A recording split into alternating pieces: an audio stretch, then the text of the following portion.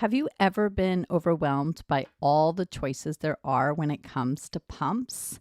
Have you wondered how pump companies make the decision between how much suction strength to have or how much speed to have, and whether or not to have really high speed during the massage mode, or which range to give for speed or for suction strength during massage mode or expression mode, and really how to make that choice for what is the best pump for you or for your clients? Well, I have a guest on today who is not only a CLC and a pump user herself, but is an engineer. And when she was at the time in her life when she was using her pumps, it got her engineer brain thinking about these machines that we use to get milk out of our bodies. And she started digging into the research about how these machines are made and if there could be a better way.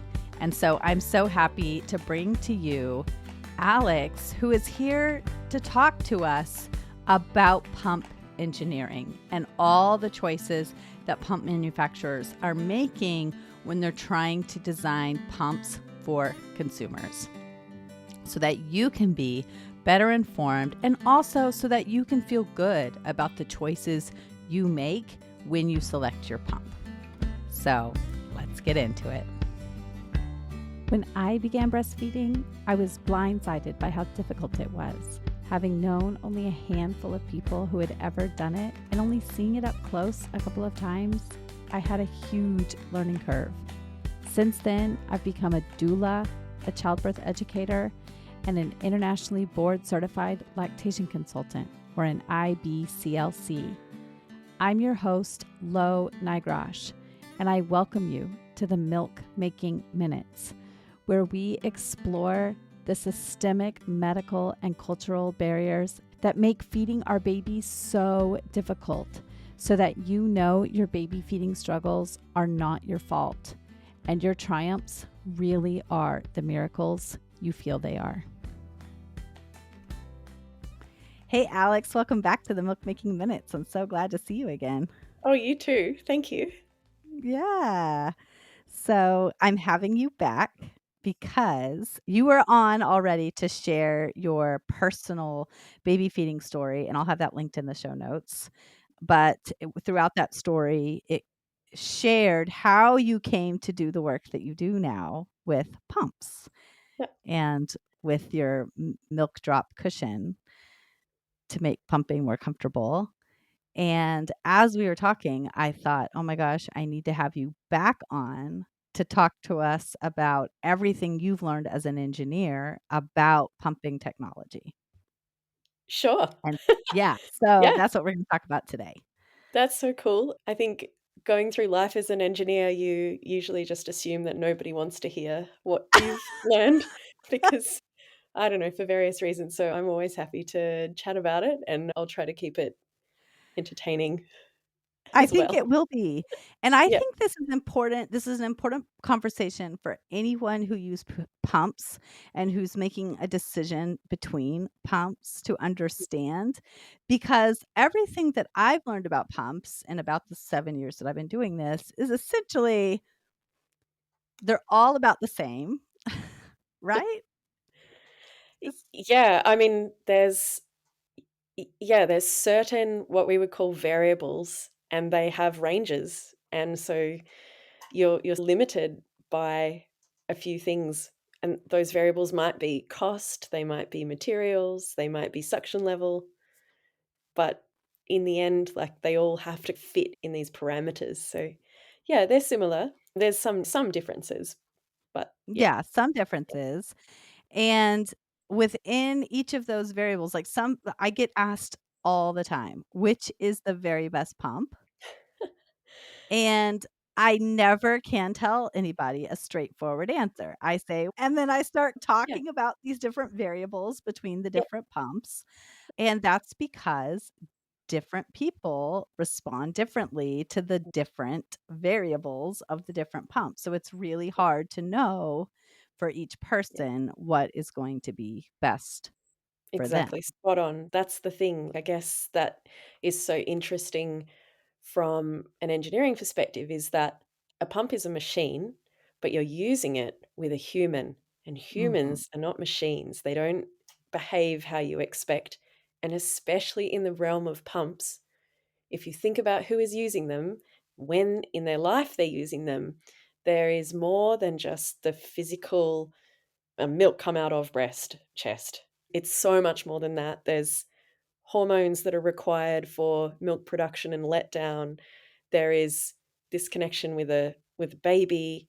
You may have all sorts of other pain and hormone and body changes going on at the same time, and it just creates this extremely like, on one side, you've got this, like, really simple device that sucks, and on the other side, you've got this super complicated, messy situation going on, and you're trying to match the 2, and I think that's why it's so hard to be able to honestly say, "This pump is gonna be a game changer for every single person."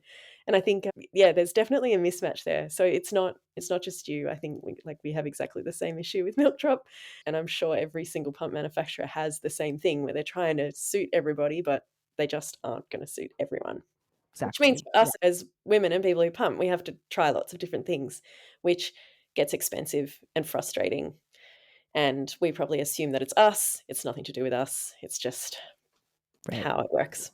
Yeah. Right. Now I can say that X percentage of my clients have the most success with Y Yes. pump.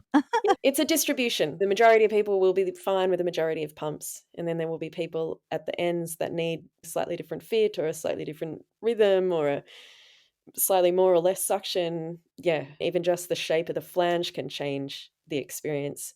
Yeah, I think everything it can be helpful to think about it as what we would call a distribution. Not everybody has the same experience, but a lot of people will. Yeah, or Yeah, can. exactly. Okay, so you were an engineer Yep. before you were a parent, Yes. and did the engineering you did before you were a parent, did it have anything to do with pumping? No, I was a civil engineer, which is I basically did engineering because my big brother did engineering, and I had no idea what it was about. And I got to the university on the first day, and there were, like, 6 different kinds of engineering to try, and I went through them, and I was like, "I am not smart enough to do this." Like, electrical, no idea, can't even see it. No. Chemistry, chemical engineering, again, can't see it, don't understand it. Mechanical is like, "Oh, that's got stuff that moves, I think that's a bit too tricky." Environmental was interesting, and then I settled on civil, which is basically buildings, infrastructure, roads, rail, on the ground or above the ground, and I was like, "Oh, yeah, I can get behind that, I can do Lego, it seems like it's got more maths than chemistry, so that's cool."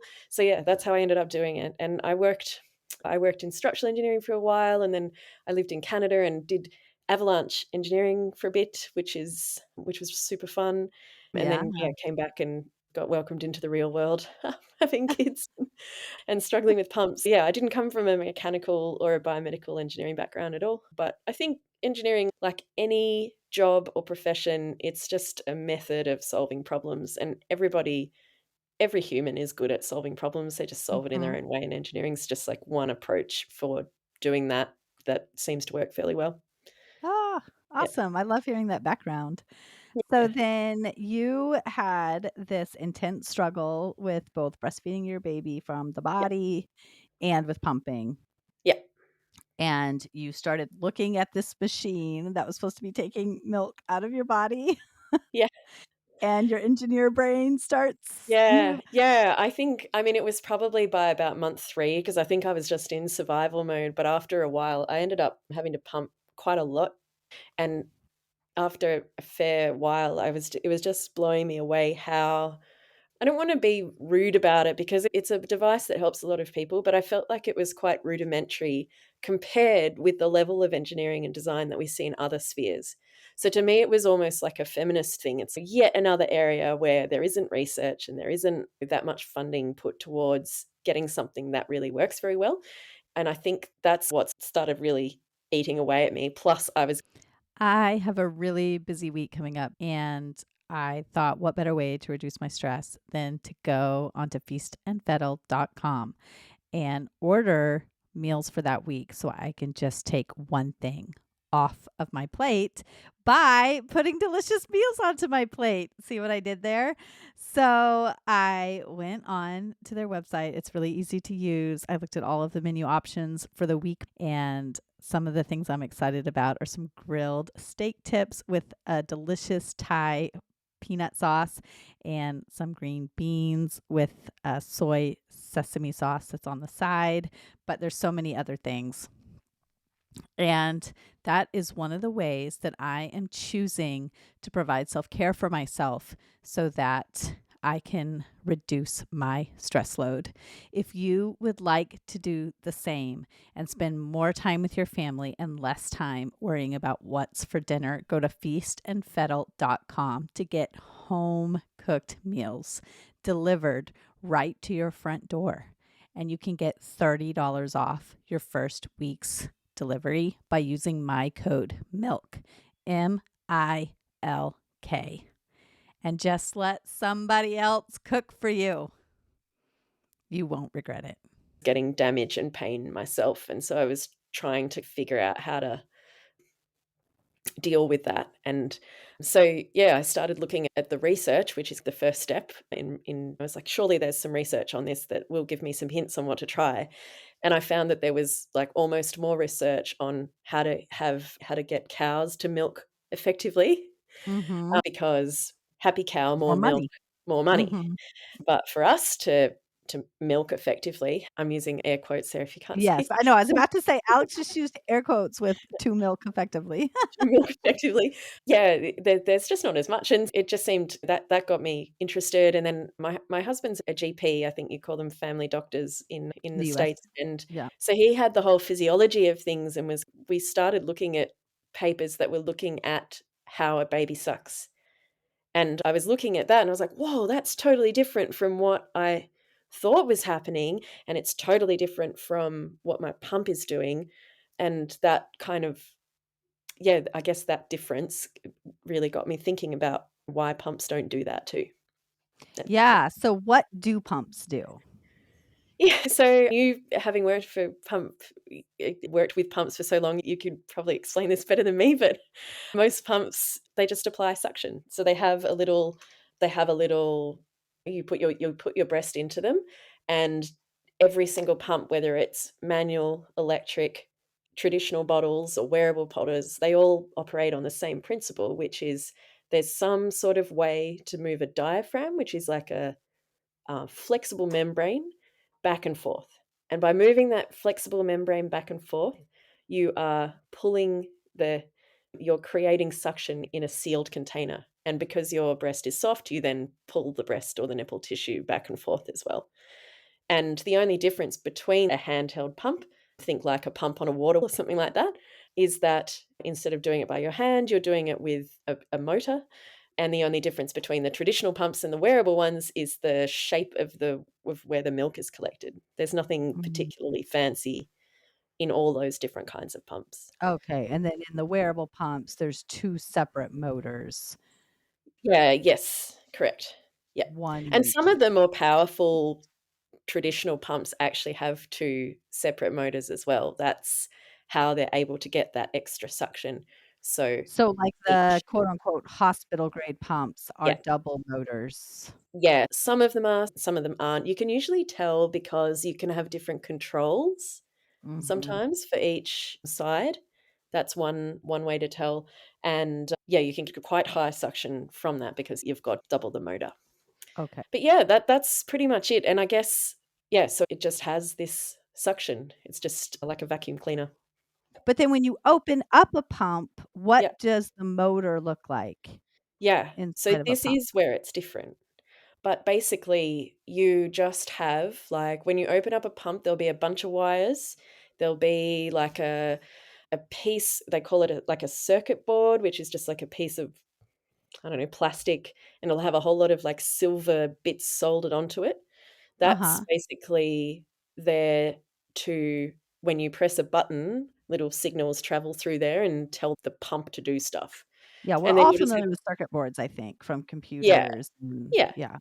And then there'll be cables connecting all of those up, and then there'll be a motor, which is basically like in it's probably different in every pump. Everybody will have a different way of doing it, but it could be like a metal cylinder, and the pump might turn something that pushes something inside that cylinder and creates a suction, which Mhm. then travels up the tubing and pulls that diaphragm back and forth. So there's like suction in Okay. that tubing as well. So yeah, there's like many ways to skin a cat. I don't know where that expression comes from, but do you have that? Uh, Yes. Yeah, yes, uh-huh. many ways to skin a cat. So you can make that suction however you like. You could, I suppose, have a little arm that moves something, but basically all you're trying to do is pull air out of something, and then that is creating the suction, and then Right. that travels all the way through the system to your breast, to your nipple, the Okay. unsuspecting victim I of the know, suction you right? just created. Yeah, Yeah. Okay, yeah, so usually it's a cylinder though. And yeah, many of us, I don't know, I've seen videos of cows being milked and yeah, I see like with those mm, machines and often you see a cylinder and I'm yeah, using my hands now going yeah, up yeah, and down and that's yeah, creating some sort of vacuum pressure or yeah, some sort some of sort of suction, yeah. I guess, like, the I'm sure there's experts more expert than me on the difference between human and bovine anatomy. But I think that the cows actually have that lactiferous duct that you don't have in the human breast, I think. And so there is, like, when you milk a cow, there is an element of squeezing out milk, but for us, it's quite different from that. It's actually more and you will definitely be able to explain this better, but it's more like a when a baby is at the breast of a person, of a human, they are using compression, and it's more like a perfume dropper or a turkey baster or something. So you're squeezing a bulb, and then when you release the bulb, that's creating the suction. So there's still uh, suction, but it's not like massaging it out. It's actually creating suction and pulling that liquid up. If that I okay. don't know if that makes sense. Yeah. Yeah. Okay. Yeah. And so then you mentioned earlier that when you started looking at research studies and you were seeing how babies suck, Yeah. it was so different than how pumps suck. Yes. Do you wanna talk about that a Yeah, little bit? okay, I'll give that a go, and then you should definitely jump in here and Yeah. explain some things. So basically, a pump is it's a blunt instrument that we use to stretch the nipple back through suction, right? But when you look at what's happening in the mouth of a baby onto the breast, there are a few more things than that happening. So yes, the nipple is being extended quite a long way, so tick. But there's this element of compression that the baby is doing that I just described before. So they are compressing with their jaw, and you would feel this if you've ever fed a baby on the breast or chest. They're compressing, and then when they release, they're pulling, applying some suction that way as well. And then there's all sorts of other things happening, like they are fiddling with you with their hands, they're massaging the other breast, they're squeezing around, and also just by being your baby, they are triggering a whole lot of hormone releases to create and release milk. And so when you compare the two, you're like, how can a pump possibly do this to me? And it's not, they're not terrible. For a lot of people, they're really good, and they can be life-saving. They're great. But I just think that element of the compression and the kind of motion of a baby is not really there yet. We've just applied a vacuum cleaner at the nipple. A small, less I know, powerful. but Yeah. with a baby, they do stretch the nipple, then they're actually Yeah. using their tongue to Yeah. compress the breast tissue Yeah. to get milk to come out. So Exactly. they're not nipple feeding, Yeah, feeding. exactly, So and touch the the wave nipple. of that tongue, Yeah. it's not like it's not a wave, it is up and down, but yeah, there's a lot going on in that mouth that we haven't quite mimicked super well. Like, people are starting to, obviously, we're having a go, I'm sure lots of people are trying, The main issue is that it's expensive to do. So to Mhm. be able to try to mimic what is happening in a baby's mouth, you need soft silicone, you need to try to you're adding even more factors in there that now have to fit more people, but they're more complicated, so they're probably not gonna fit everyone. The manufacture of these things are really hard, and then also there's all this R&D, so research and development. It might be like 4 or 5 years before you've been through all of the kind of tests you need to do to make sure it's going to work. And so Right. there is it's not that it's an impossible design task. It's a very tricky commercial task, I think. And which is, yeah, I think if you had a different industry, for example, if you could say, I think I can make a milking machine that gets more milk out of a cow. Can you give me some cash to go and develop that, please? People would throw money at you. But if you say, I think I can find a way to make pumps more effective, is there really like a lot of cash for that? I think people would pay for a more comfortable pump. They would definitely pay for more, but you've got to get it to the point where there's a product to have for people to buy. And so that Right. early research and early development just isn't quite there yet. Yeah. Exactly. Yeah. Yeah. And I always struggle with we need pumps and Yeah. we need people to have pumps to be able to work or if they choose not to breastfeed. Yeah. But sometimes all this money, we Yeah. put so much emphasis on pumping Hmm. to the detriment on putting Yeah. it where it needs to be, like Yeah. giving women the right amount of time off Oh yeah. How about that? and giving them the right Yeah. support they need to be able to feed their Yeah. babies from their bodies. Yeah. Like, where should the money go? Mm. I struggle with that because, yes, I want people to be able to pump, Yeah. and sometimes people are doing that because Yeah. we don't have these other social supports in place. Exactly. And I think that's exactly right. What have we got to support people going through this phase, right? This stage of their life, super important for them and their baby and everyone around them. And then also if they are going to use a pump, and some people want to, some people have to, if they are, then we shouldn't be in the situation where 15 to 18% of people have nipple injury, not just Mhm, discomfort, but injury. So they're injuring the part of their body that is most needs care and is critical for feeding as well if they want to get back to feeding directly at the breast or chest. So the I think it's one of those things where we really want to support direct feeding, but if people are going to use them, we need to be able to help them use them, effectively and without having pain. And so I think there's room for both, and if I had my way there'd just be a couple more zeros on the end of all the funding and we'd be able to solve all of them. A lot of them are like problems you can solve with money as well. It's not that complicated. yeah. But yeah. So where is all this 15 to 18% of nipple damage? Where is that coming from? So there's a couple of two papers that have found that in the last 10 years. I can give you the links to those. And they from the injury is from what I think the injury, my guess is that it is improving with changing flange sizes. So having sized pumps that suit the nipple size rather than one size. So in the last few years, there's been a real push to get people using what is the right size for their body.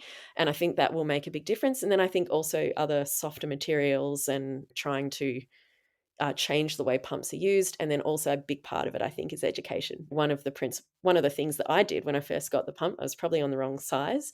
And then I assumed that more suction is more milk.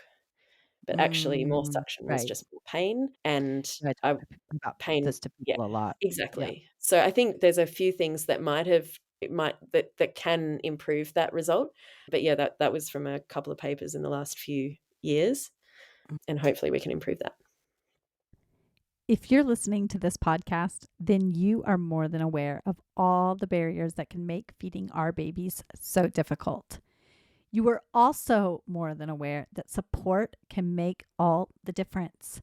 So, if you are struggling to feed your baby in the way that you had hoped, or if it is more stressful or anxiety inducing than you had anticipated, then what are you waiting for?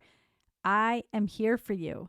Go to my website, www.quabbinbirthservices.com. I can't wait to connect with you. I can help you take the next right step in your baby feeding journey so that you feel less anxiety and get more joy out of those moments when you are feeding your baby. I can't wait to hear from you. Talk to you soon. Okay. Okay. Yeah. So, on this topic, then, we know that various pumps have different suction Mhm. strengths, different speed, range of speed. Yeah. And then it's really confusing because when you look at this, it'll be there's the stimulation phase, Yep. and then there's the milk collection phase, Yep. and the strength and the speed will be different in each of those phases. Oh, And so then when somebody looks at a comparison chart yep. for the various pumps that they are trying to decide between, Yep. it's hard to know. Do I choose based on the stimulation phase? Do I choose based Yeah. on the collection phase? What have you found in your research? Why do Okay. they change it so much between these different phases?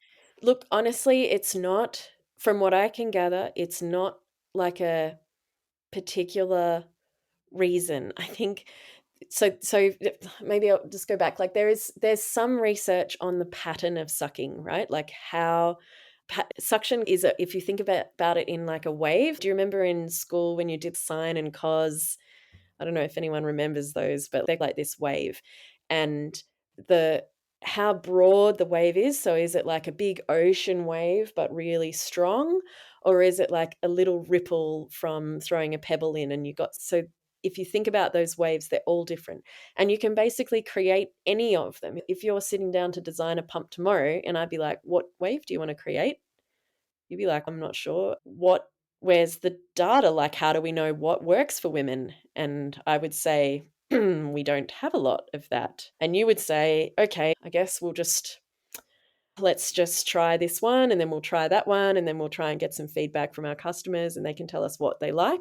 And then we'll also put in a lot of variations. So we'll give them 10 steps to tell us how high they want the wave and we'll give them two modes so they can decide for a little pebbly ripple or they can decide for a big ocean wave. And so you put that power into the customer's hand to decide what's best for her.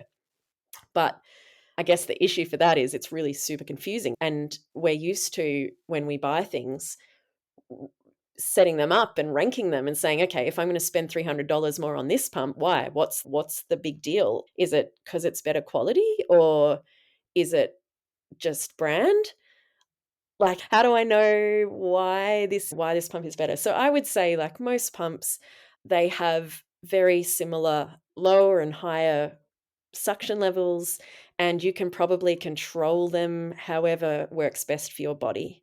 There are some pumps that have higher suction that people who pump all the time, who double pump, who are basically exclusively pumping, they tend to like these higher suction pumps because they're able to get more out of them, right? Like they're more durable and it's like buying the professional version. So there are some pumps out there like that are pretty beefy. You can basically tell by the size of the unit, right? If it's a really big beefy one, it's probably got two motors in it, two suctions, super strong, will last forever.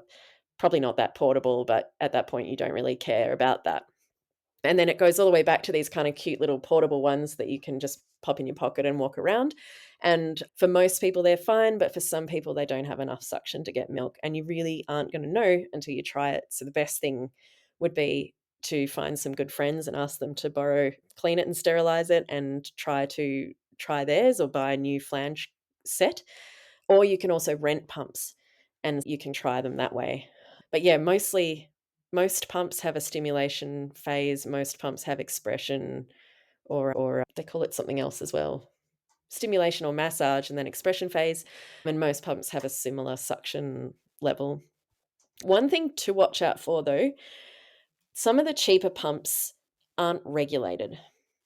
Mm. So the ones that are more expensive that have a brand that you recognize or you can even look them up on the FDA, like it's all publicly listed. But in the States, a pump is what's considered to be a class 2A device, which means it's a medical device, which Hmm. means that when they manufacture it, they have to be manufactured in a facility that meets those standards, that has really good quality control.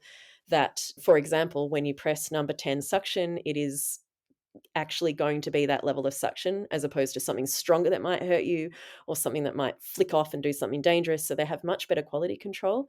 And then all the way through the production and shipping and distribution, all the way to you, it is controlled and monitored. And what that means is if someone over in Idaho has a problem with a pump that she's been using, and it's bad, that gets back to the manufacturer. They notify the FDA, and then they put a recall out on all of the pumps that are across the states for that device because there's been some problem in manufacture. So that's like what regulation means. It's all these controls to make you safe.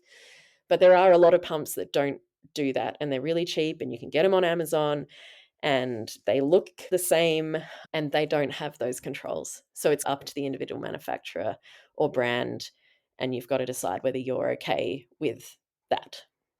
So I would say that's the main difference in cost. Okay, yeah. And here in the States, I can imagine that one of the ways you can know that is if you can get the pump through your insurance or not, Yeah. because the Yeah. FDA requires, or Obamacare requires that Yeah. pumps are covered by Yeah. insurance. And so Yeah. if it's listed by your insurance Yeah, company, that then would be a very quick way mhm, to figure that out. But I guess like I did spend a lot of time talking about that, but I do think it's really important because it's all the systems that are there to protect you. mm, And I think they're there for a reason. That's why you feel comfortable going to those places and buying those products. And yeah. this is going on your breast. So And do you the milk aware? that's in the container that is holding that's going into your baby. So you want to make sure that container has been made in a good environment and it's not got other materials in it, that it's tested, that all of that kind of stuff that Mm, you do for your baby, you should be doing for yourself too.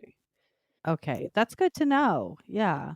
Yeah. And Yeah. so if someone wants to know if their pump has been regulated or not, they can look it up on the FDA website. Yeah, Is I that mean, they have, like, different the FDA the company that registers with the FDA might be called something slightly different to the brand name of the pump. The best way is just to ask the manufacturer, ask the brand. Just send them an email and say, "Hey, are you class 2A? Are you registered with the FDA with your pump?" okay? They'll That's tell you. good to know. Yeah. Okay, now this is something that drives me crazy, so I'm gonna ask you to explain it. Okay. My understanding is that the word hospital grade is a Ah, misnomer, and okay. I always say multi-user pump. I don't Yeah. use the word hospital grade because what Mhm. it implies is that it is just a better pump. Yeah.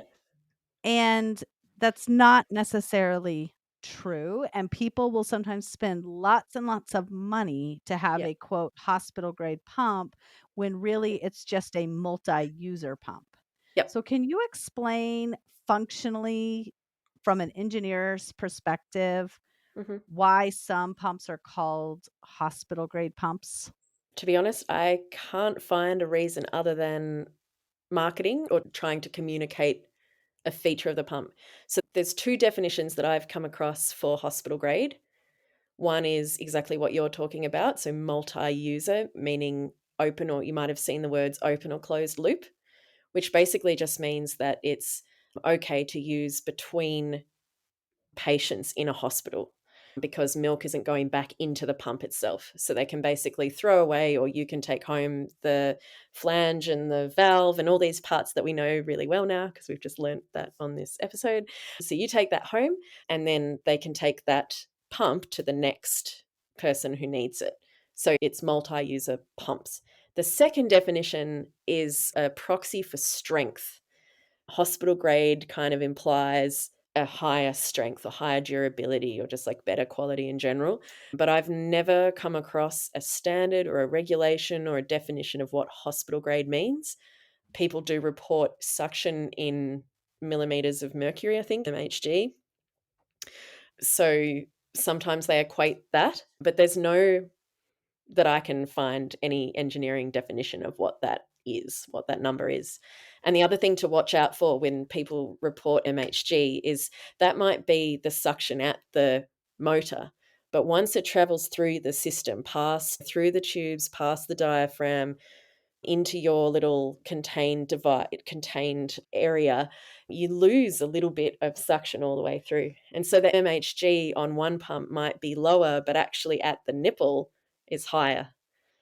And so Mm. you just that's not really making it simpler for everyone. But again, it's just one of these things where you got to try it and figure out if it works for you. And if you're finding that you need to be on the absolute max setting of your pump, you probably need to upgrade to something that is a bit stronger because you'll wear that pump out a bit more.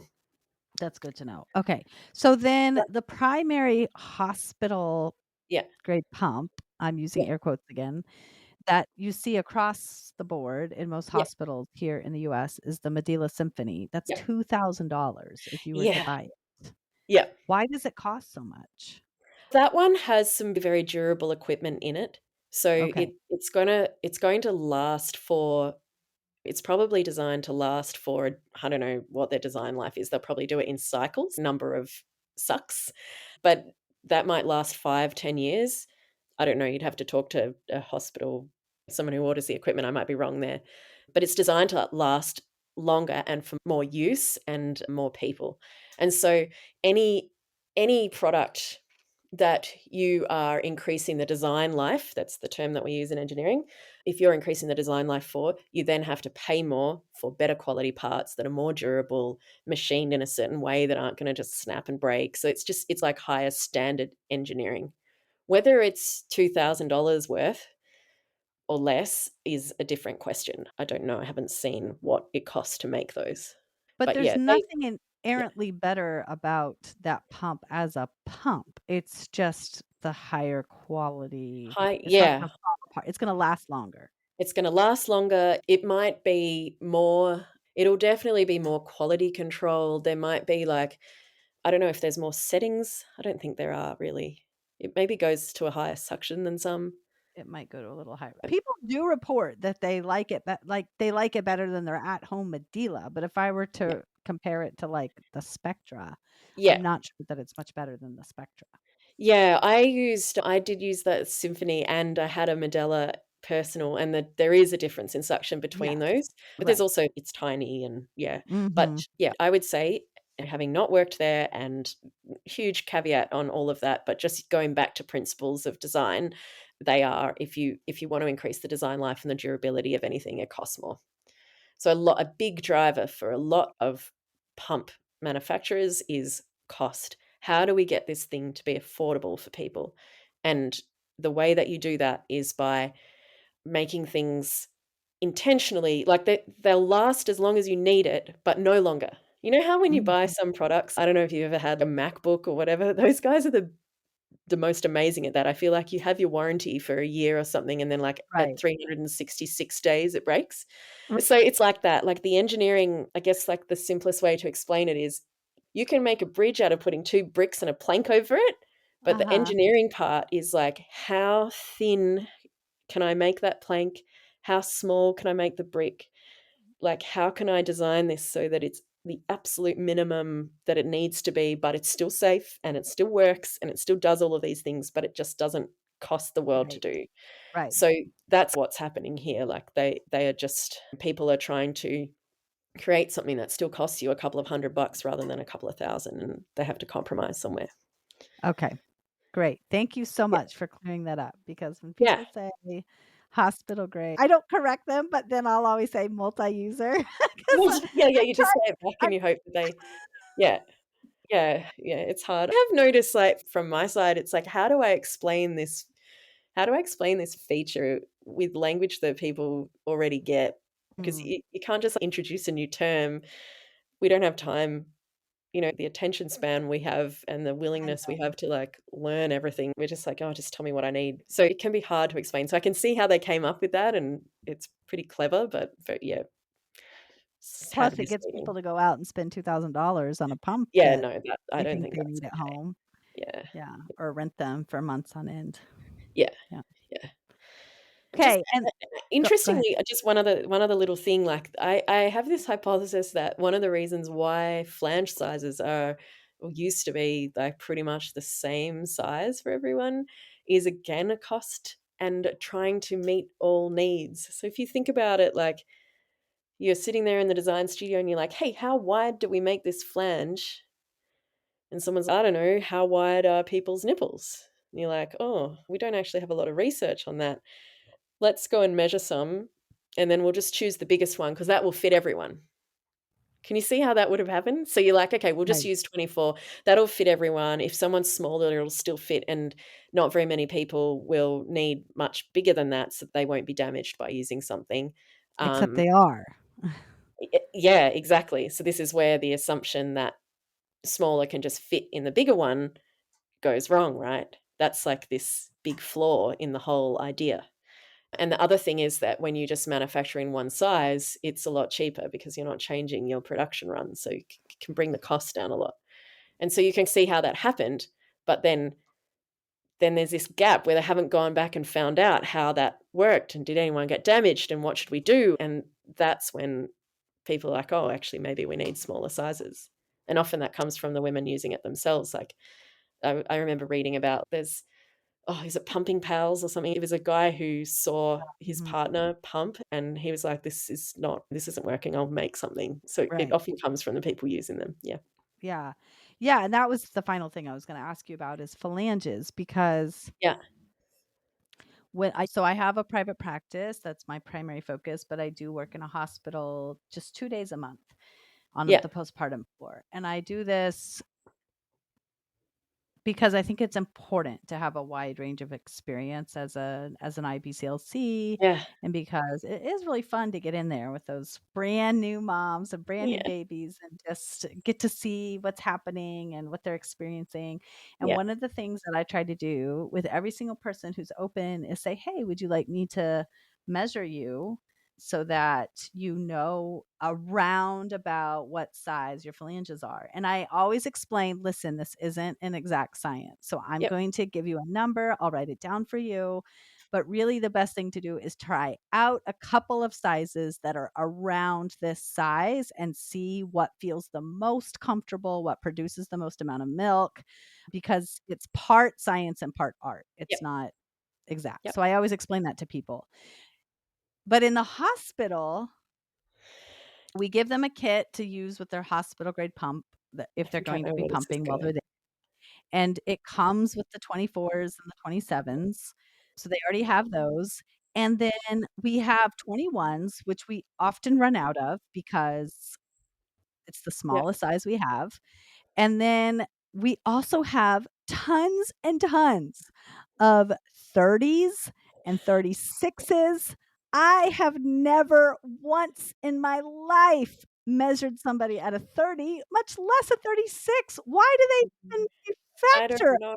I don't know. I think didn't they used to think that you needed the areola to be pulled in as well to stimulate more? I Maybe, think I don't know.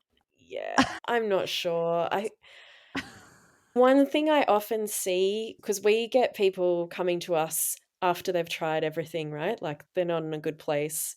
They've tried pretty much every product out there. They've tried all the flanges, and often they they have pain, and then the natural assumption is like, "Oh, this is too small for me." If you try on some pants that are too small, it fits tight, and you're like, "Ugh, I'll get the size up." So, I think that's what's happening, and so people end up with these bigger and bigger sizes because 'cause they're like, "Oh, I tried the 24, it was uncomfortable, so I tried the 26, it was still uncomfortable, tried the 28, tried the 30," and they just keep getting upsized. And, Well, also the thing that happens is they hear that there's supposed to be no rubbing, and what they're seeing when they look at yeah, themselves is that the areola is rubbing, and yeah, they think it's their nipple yeah, because the areola looks like the nipple, and so then yeah, they keep going bigger and bigger, but exactly. actually, the way to Yeah, keep the areola from rubbing is to yeah, allow a little tiny bit of the nipple to rub with yeah, some yeah. lubricant, and Yes, that allows yeah. no areola to come in. Yeah. Okay, yeah, because I think the other thing is when you take your nipple out of a pump and just freshly pumped, the shape of your nipple is quite bloated. Mm, And so some people measure from that as well, but right. actually Yeah. that's because we've just applied the end of the vacuum cleaner to your nipple, we've pulled Right. everything evenly back. And Right. so we've pulled out the areola and the nipple, and so it's this, like, square or very plump, swollen nipple shape. Right. And I think, yeah, that there's problems with that as well. People are smart and they've figured that out. They're starting to figure it out. I've noticed even in the last few months or so that the quality of people's knowledge about their own nipple shape and size and what they need and what they don't is pretty high. So I think Yeah. that education's coming through. We have a little blog post on my site which I put up about a year ago, and since then we've had 30,000 people visit that and spend 7 minutes Wow. on it. Going through it's so detailed, and when I wrote it, I was talking with a marketing person, she was like, "This is so nerdy and so detailed, you need to cut it out," and I was like, "Oh, but I feel like I wanna know these details," and so I think it has helped a lot of people, so I can share that if that's appropriate, Yes. and Yeah. Yeah. yeah, that it just really goes through blow by blow, like what it should look like, what it shouldn't, how it should feel, and you might have some comments on if you think we could improve that as well, but yeah, I've found that people really do know what they're doing a bit more now. Yeah. Yeah. I find it to be true as well. Although when I measure people in the hospital, they're very surprised. Mm. Sometimes they're having even a second and a third child, and they're like, "Oh my gosh, this feels so much better. Why are Oh, you the first person telling me this?" and they get more milk Yeah. often too, Yeah, right? they get more milk. They get more Yep, milk. Yeah. cool. Yeah, but the one thing that I have learned recently that I did not know until maybe the last couple of months is that you measure, the tip of the nipple, not the base. So not Oh, really? where the nipple meets the areola, but just the very tip of the nipple. Yep. Huh, I've Yeah, always told people the base. Maybe I need to go me look at that. too. Until very recently, and a colleague of mine who is like absolute expert at this. She's done Yeah, thousands and thousands of flange measuring. She owns every yep, pump there is. She's gone to all the pump manufacturers. She's trying to convince them to change the sizing, the standard sizing that they send out there. yep. Oh, good for her. I trust her, and this is Yep, what she cool. teaches in her Yeah, we so for our cushions, we measure from the base, but that Mhm. we don't add any millimeters on or anything like that, and that's because the cushion moves with the nipple, so it's a little different, but Yeah. I can see what you mean. I'll have to anyway, good to know. Yeah, it's something to Have try to look out that up. with people. Yep, Yeah, so then tell me, so you have the milk drop cushion. yep, And, essentially, it goes on the end of any phalange. It could yeah, go on the end of a wearable pump or a hard flange. yep, so we're just about to release a wearable pump version, Okay, but right now they're just available for the for the traditional tabletop. flange, yeah, they Okay, just yeah, fit on the outside. And what we're trying to do with those is they on the underside, we have a series of ridges which mimic the location of that hard, soft palate juncture and also the oh, mouth and the tongue. And so when the pump sucks, it also pulls that uber soft silicon in and out. And we're trying so that it slightly compresses your nipple, but also moves with your nipple. Instead of your nipple smushing up against a hard piece of plastic, it's now moving dynamically in the pump. So we're not totally all the way there, but we're definitely a step closer to how your nipple naturally moves when your baby is on it. So that's what the cushion does, which can work well mhm. for some people and doesn't work for everyone. And so we have these like a month of trial so you can try it and then return it if it doesn't work for you. Oh, that's great. So Yeah. yeah, Awesome. yeah. Cool. Okay, what are the size ranges that you have drop Yeah, so pumps? we have up to we have extra small is 15 mils, Uh-huh. millimeters, and then we have a 20 and a 25. But you Okay. can use it on any pump flange size. So So even if you you had a 13, yeah, yeah, a size it'll 13? still be fine. Like your nipple will pass through the 15, still go into your 13 flange, so you'll still be in the right size, but it just allows for a bit more movement as you do that. Okay. Awesome. So people can try it for a month and then send it back if Yeah, they don't like it. yeah, That's amazing. And then what do you do with the ones that people send back? We will eventually we will either sterilize them and donate them, or we can recycle them as well, but we have to build up enough bulk to do that to make it Okay. worthwhile. So we just store Okay. them at the moment. Okay. Yeah, I think for us, it's just it's pretty hard to say to people, "You've just gotta try it," and then it's not all this stuff adds up in the end, it Right. costs. So that way we allow you to try it, and also there's so much trial and error, like the cushion with an insert, the cushion with a different flange, the cushion on a Right. different pump, no cushion, like, it's just a tool to Right. use, and yeah, that's pretty important to us that you can do that. Yeah, good. Yeah, and I love your attitude about it that you're right, that not everything is going to work for every person and try it. If it Yeah, works, great, and if yeah. it doesn't, that's fine too. Yeah. Yeah, that's cool. Yeah, I think I do ask questions, like, I wanna know what didn't work so that we can then design something that does, but I it in terms of it if it isn't, then, yeah, I just don't think it's fair to make people take products that don't work for them. Yeah. Mhm. Yeah. Yeah. Awesome. Cool. Thank you so much. I told you, "Hey, we're gonna talk for 30 I minutes," but you know. have so much Oh, information to I'm share. sorry. No, this I could have stopped it at any time, but Yeah. I was enjoying the conversation, so this was amazing. Thank you so much for sharing your knowledge with us. I know that all the time and energy that you have put into understanding pumps is valuable, and I appreciate you spending this time with me so that I could share it with our listeners so that they can have an understanding as consumers and as people who use pumps going into it. It's so important knowing that pumps really haven't changed in like 100 years, really. Like the Yeah. basic mechanism is the same. And so it helps everybody to be able to go in with a clear mind, knowing you can feel confident that you can make choices about your pumps Yeah. based on the variables that feel right for you because you're Yes. not going to make a wrong choice. No. And if it's not working for you, you'll know. You can change that. Yeah. Yeah. I remember when I first started trying to breastfeed, and there was this, like, l couch kind of chair in the hospital that had, like, exactly the right height of arm that I could put my baby on, and it, like, reclined exactly the right amount of distance back, and I remember having this thought, this is on, like, day 3 or something. I was like, "I have to find this chair. This is the only chair that will help me breastfeed, like, it has to be this one," and I made my husband research, and he's like, "Alex, they're $2,500." And I was like, "I don't care, get the chair." And he was like, "No, we'll just go home and see how it goes." But I just remember that in that moment, you're just, like, clinging on to Right. this I don't know, and so the decisions that you make in that moment are Right. probably not the best, Right. and so I just think pumps are quite similar, and you will find something that works for you, but if you can, try and rent a few and fiddle around Right. and get an appointment with your IBCLC and Yes. let them help you get set up. Yeah. Anyway, Yeah, I love that story. It must be this $2,500 chair. It's the only way I can it feed was my so baby. ugly. Oh my god. It was so So ugly. I yeah, a just hospital I'm so chair. glad I'm so glad we didn't buy it. We couldn't have, but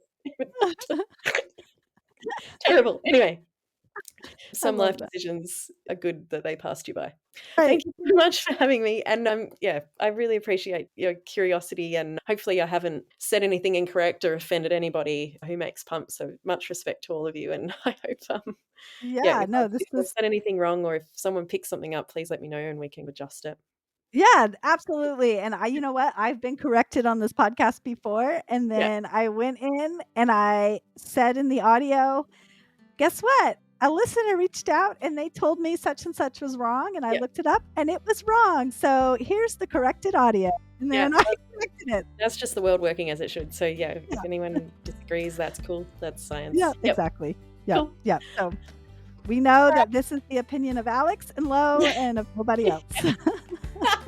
Cool, alright, thank you Awesome. so much. Thank you. Bye.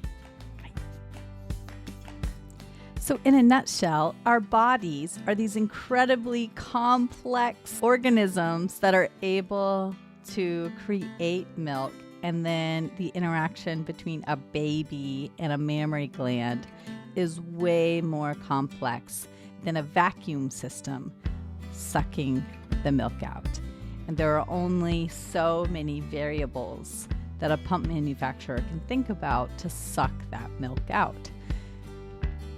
And so you can rest assured that really the hardest part about choosing a pump is that it gets expensive trying to choose the right pump for you, because really you just have to try a bunch. And so if you're able to borrow a few from friends, or even better, go to an IBCLC who has a bunch and specializes in helping you select the right pump for you, then you can order your insurance covered pump after you have both selected your pump and discovered the right flange fit for you.